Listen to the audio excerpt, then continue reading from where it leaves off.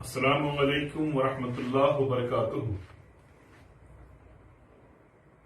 بسم اللہ الرحمن الرحیم، نحمدہ ونصلی علی رسولہ الکریم، اما بعد، اعوذ باللہ من الشیطان الرجیم، بسم اللہ الرحمن الرحیم۔ اطلبوا العلم ولو کان بالسین، ان اللہ وملائکتہ یصلون علی النبی یا ایہا الذین آمنوا صلوا علیہ وسلموا تسلیما۔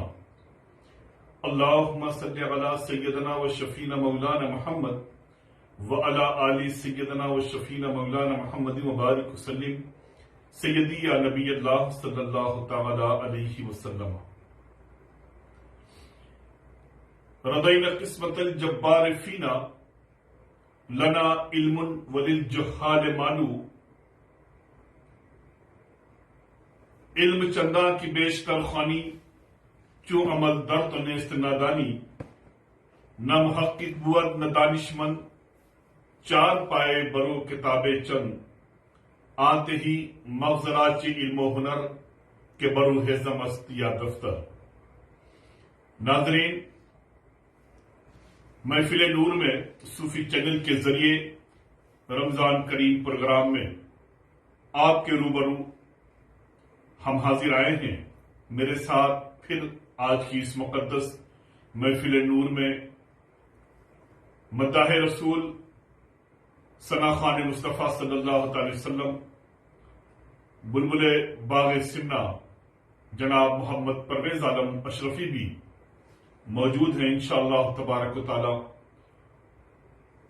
ان کی زبان سے نعت و منقبت پاک سنا جائے گا۔ آج کے اس پرآشوب دور میں آپ دیکھیں کس طرح سے علم پر اور بالخصوص علم دین مصطفیٰ صلی اللہ تعالی علیہ وسلم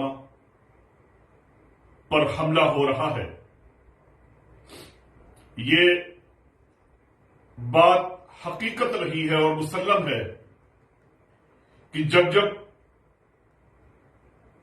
علوم اسلامیہ کو، فقہی مسائل کو، قرآن عظیم اور اس کی تفاسیر کو، احادیث نبوی کو امت مسلمہ سے دور کرنا ہوا، تو اس زمانے کے سربراہان، اس زمانے کے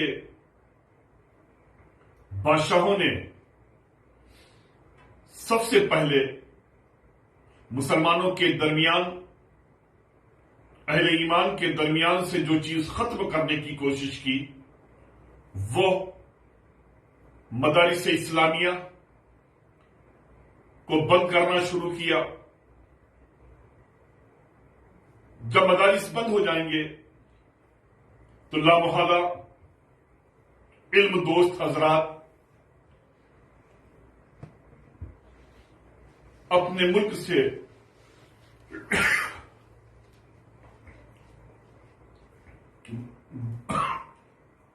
بیرون ملک کوچ کر جائیں گے، اور اس ملک میں جہاں پر مدارس پر پابندیاں لگائی گئی ہیں، وہاں سے نئی جنریشن کے اندر دھیرے دھیرے علمی غفلت شروع ہوگی، اور وہ اپنے دین سے، اپنے مذہب سے اور اپنے مذہب کے اصولوں سے وہ دور ہو جائیں گے۔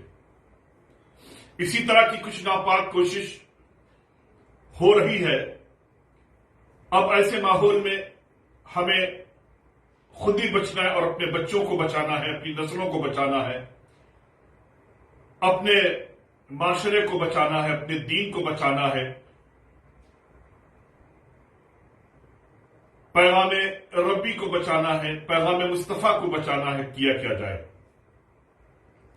ہندوستان کی سرزمین پر بے شمار ادارے ہیں، اسلامی ادارے ہیں، بن رہے ہیں، بنے ہوئے ہیں، لیکن آج مختلف طور و طریقے سے مدارس اسلامیہ کو بند کرنے کی آوازیں کہیں نہ کہیں سنائی دے رہی ہیں۔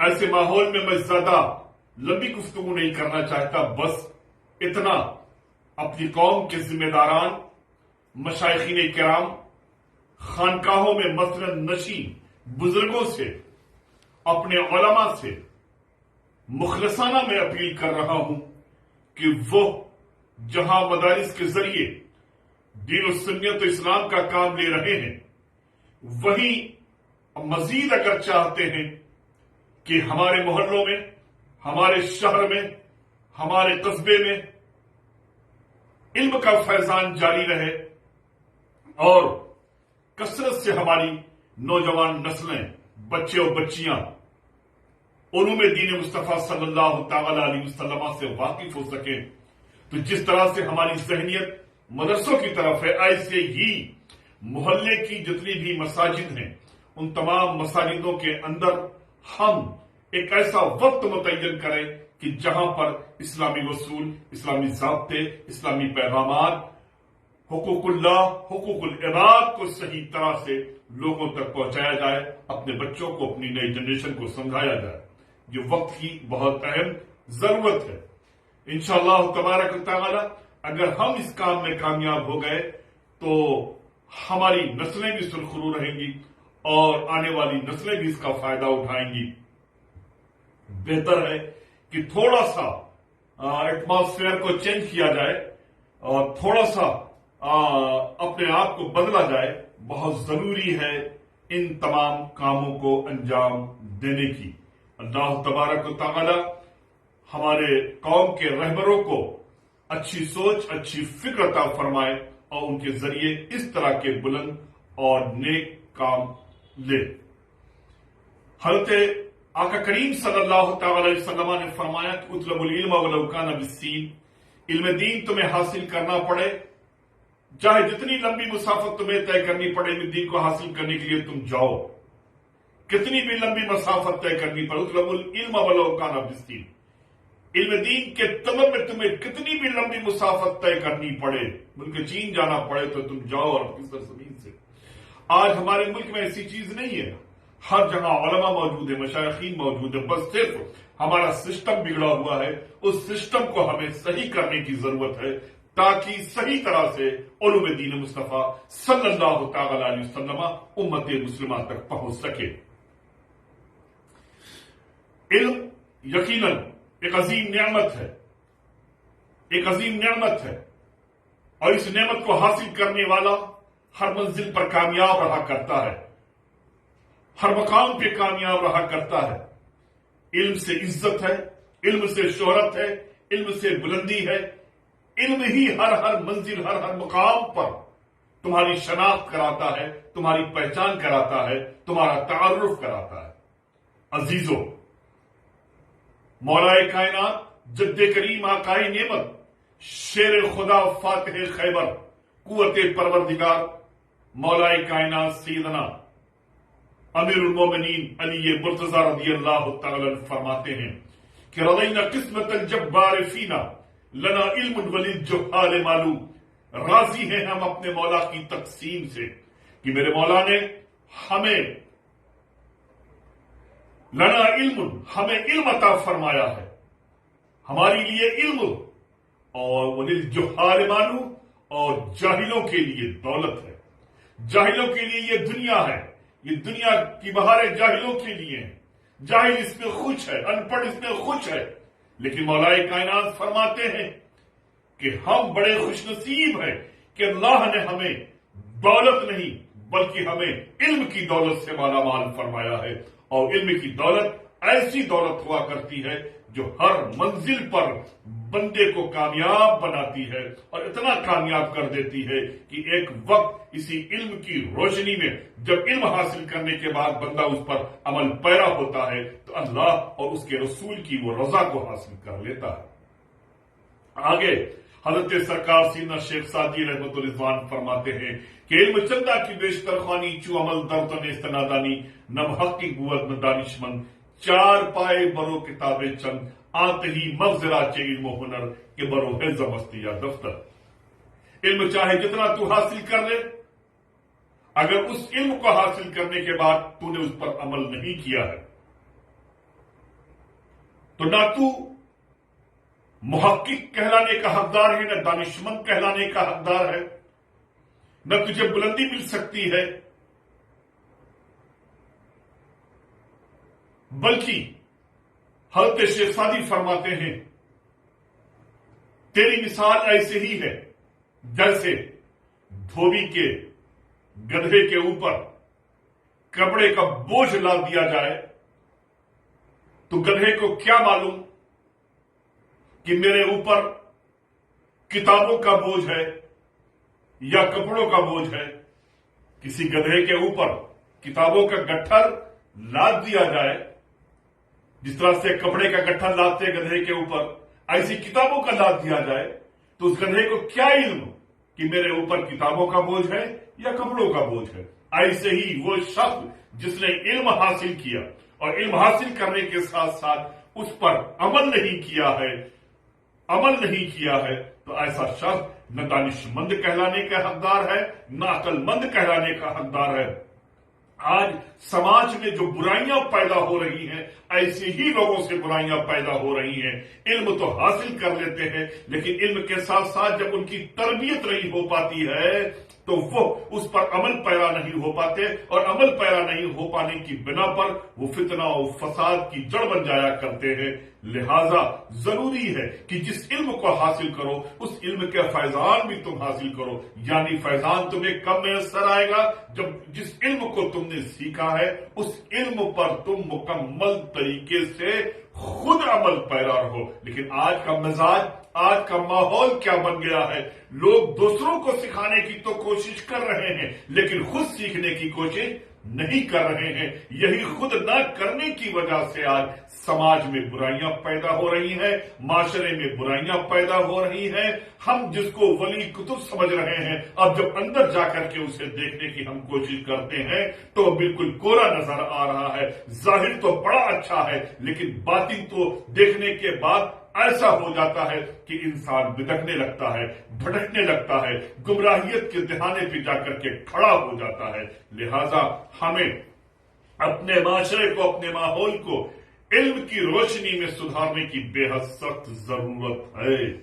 ایسوں کا انتخاب کریے جو علم دوست ہو اور علم دوست کے ساتھ ساتھ اس علم پر وہ عمل پیرا بھی ہو۔ اللہ تبارک و تعالی ہم سبوں کو علوم دین مصطفیٰ صلی اللہ تعالی علیہ وسلم پھیلانے کی توفیق عطا فرمائے اور ہر منزل مقصود میں ہم سبوں کو کامیابی و کامرانی عطا فرمائے۔ آئیے اب محفل نور میں آپ کے روبرو جناب محمد پرویز عالم اشرفی۔ السلام علیکم ورحمۃ اللہ تعالی وبرکاتہ۔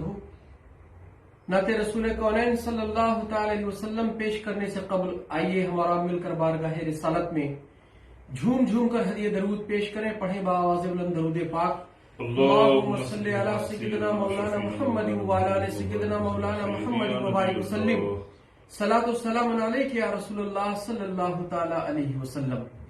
نعت پاک کا مطلب پیش کر رہا ہوں، ملاحظہ فرمائیں کہ اپنے دامان شفاعت میں چھپائے رکھنا، اپنے دامان شفاعت میں چھپائے رکھنا، اپنے دامان شفاعت میں چھپائے رکھنا، میرے سرکار میری بات بنائے رکھنا، میرے سرکار میری بات بنائے رکھنا، اپنے دامانے۔ اور شعر ملاحظہ فرمائیں کہ لاج رکھنا میری دریودا گری کی آقا،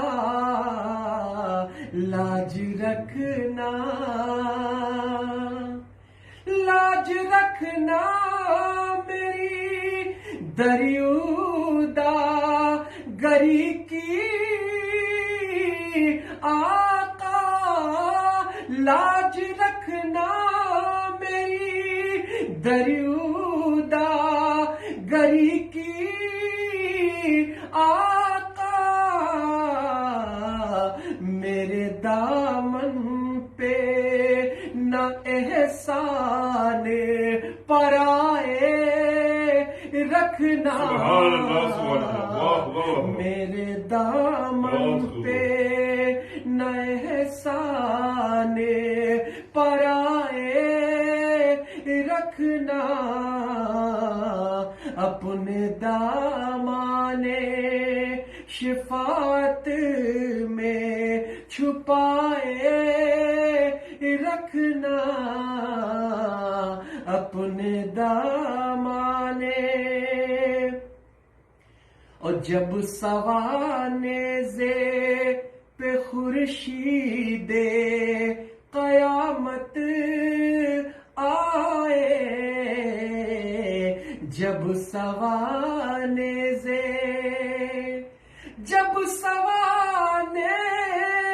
پہ خورشید قیامت آئے جب سوانے پہ خورشید قیامت آئے اپنی زلفوں کے گنہگار پہ سائے رکھنا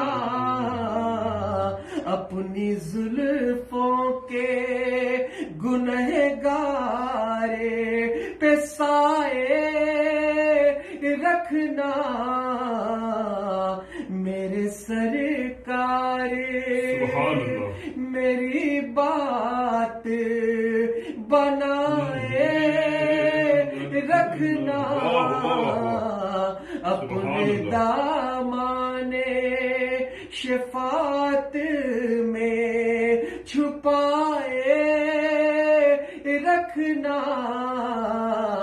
اپنے دامان اور آخری شعر اس کلام کا ملاحظہ فرمائیں بتاؤ کہ میں نے مانا کی نکما ہوں مگر آپ کا ہوں میں نے مانا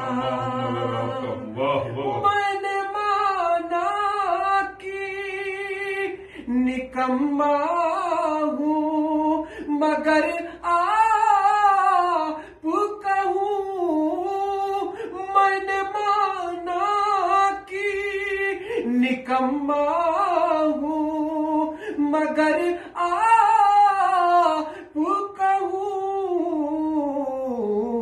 مجھ نکمے کو بھی سرکار نبھائے رکھنا مجھ نکمے کو بھی سرکار نبھائے رکھنا میرے سرکار میری بات بنائے رکھنا اپنے دامان شفاعت میں چھپائے رکھنا اپنے دامان اور مقطع ملاحظہ فرمائیں کہ شاید اس راہ سے خالد میرے آقا گزرے سبحان اللہ شاید اس راہ سے خالد میرے آقا گزرے شاید اس راہ سے خالد میرے آقا گزرے شاید اس راہ سے خالد میرے آقا گزرے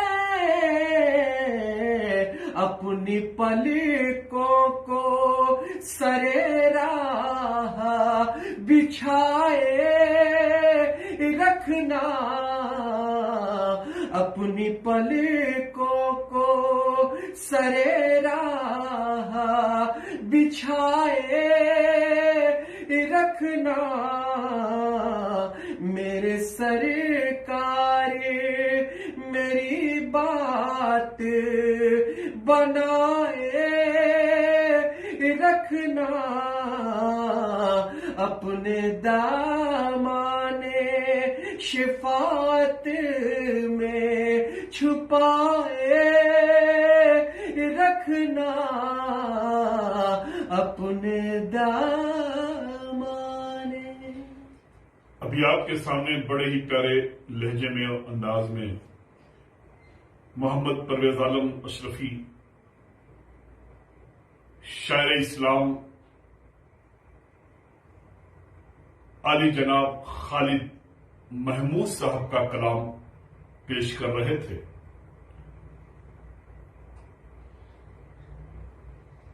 جتنا بھی ہم محبوب خدا صلی اللہ تعالی علیہ وسلم کی توصیف و تعریف کرتے چلے جائیں،